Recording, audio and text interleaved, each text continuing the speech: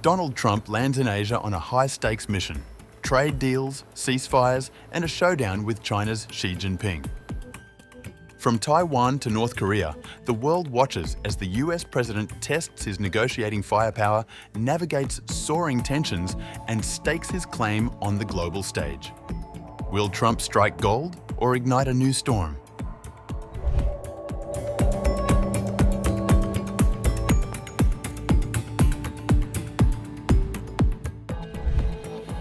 US President Donald Trump will test his deal-making capabilities on a trip to Asia, a region battered by his hardball trade policies, while doubts hang over his highly anticipated meeting with China's Xi Jinping. Trump, who left Washington on the night of October 24th, is set for a 5-day trip to Malaysia, Japan, and South Korea, his first to the region and longest journey abroad since taking office in January. The Republican leader hopes to pile up trade, critical mineral and ceasefire deals before turning to the toughest challenge, a face-to-face with Xi in South Korea. A lot of things to discuss, including our farmers. We have a lot of things to discuss. The various trade deals that have been made in the past, and some broken, some not broken, but we've got many things. I think it's going to turn out to be a very good meeting. Sure, they have to make concessions. I guess we would too. We're at a 157% tariff for them. I don't think that's sustainable for them, and they want to get that down, and we want certain things from them. I think it'll be very good. Trump also said that he will ask for Xi's help to end the Russian war in Ukraine. What influence do you want China to exert on Russia to stop? Well, I'd love China to help us out with Russia. We put very big sanctions on Russia. I think those sanctions are going to be, they're very biting, they're very strong. But I'd like to see China help us out. I have a good relationship with, as you know, President Xi. Very good. We're going to be meeting. We'll have a good meeting. I'm pretty sure we're going to have a great meeting, maybe a great meeting. But I think we're going to do some good business. One of the things we'll talk about is the Russia-Ukraine. They're killing 7,000 people a week. Soldiers, mostly soldiers, and we'll certainly be talking about that. He'd like to see that end too. The US president also said that the issue of Taiwan will be among the topics discussed when he sits down with Chinese President Xi Jinping. Well, I'll be talking about Taiwan. Won't be going there, but I'll be talking about it. Won't be too far away. A lot of respect for Taiwan. The trip could strengthen the worsening relations between Washington and Beijing after they hiked tariffs on each other's exports and threatened to cut off trade in critical minerals and technologies altogether.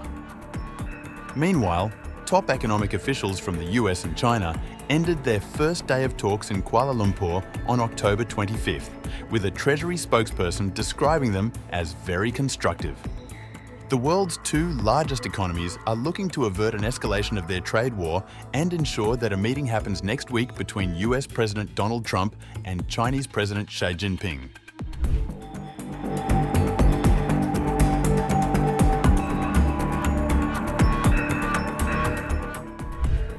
The United States has launched an investigation into whether China is out of compliance with a 2020 trade deal they struck together, as trade tensions ratchet up between the world's two largest economies. US Trade Representative Jameson Greer announced the investigation on October 24th, as President Donald Trump travels to Asia to meet with his Chinese counterpart, Xi Jinping. China denies that it has failed to abide by the deal. A spokesperson for the Chinese embassy in Washington said in a social media post, China has scrupulously fulfilled its obligations in the Phase 1 Economic and Trade Agreement. The probe into unfair trade practices could grant President Trump greater authority to impose more tariffs on China, which he has hit with massive trade duties during his second term in office.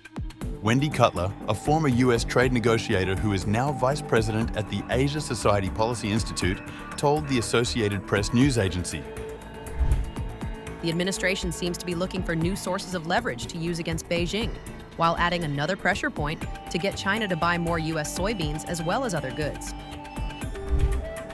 The Phase 1 deal came at the end of Trump's first term in office in 2020, when the US imposed a series of tariffs on China in the name of bringing greater balance to their commercial exchange.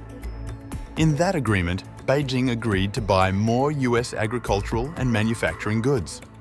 A Federal Register notice from the Office of the US Trade Representative alleges that China has not followed up on that promise or others related to intellectual property protections, forced technology transfers, or financial services.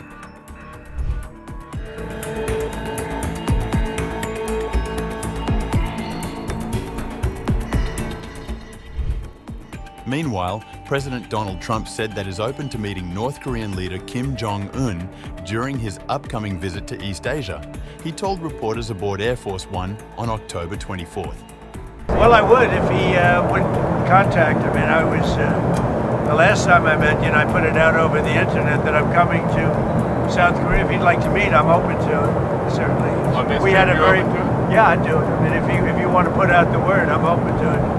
They don't have a lot of telephone service. They have a lot of nuclear weapons, but not a lot of telephone service. So I'm open to it. I had a great relationship with him, and he probably knows I'm coming, right? But you want to put out the word, I'm open to it. Get in touch at all before this trip? Well, there's not a lot of ways other than the internet. They have very little telephonic service, and but he knows I'm coming, and yeah, I'd be open to it 100%. I got along very well with him. Kim Jong-un. South Korea's Unification Minister Chung Dong-young, who handles relations between the North and South, said there was a considerable chance the two leaders might meet while Trump is in South Korea for the Asia-Pacific Economic Cooperation (APEC) Forum, according to news agency AFP. The two leaders met 3 times during Trump's first term. Kim has said he would also be open to meeting the US president if Washington dropped its demand that Pyongyang give up its nuclear arsenal. Also, Thailand's Prime Minister is set to travel to Malaysia on October 25th to sign a ceasefire deal with Cambodia and meet with US President Donald Trump, but will cut short his attendance at the ASEAN summit there due to the death of the Thai Queen Mother, Sirikit. They will discuss economic issues, security and regional development ahead of the signing ceremony of the ceasefire deal, which is being brought forward so that Anutin can return to Bangkok on October 26th.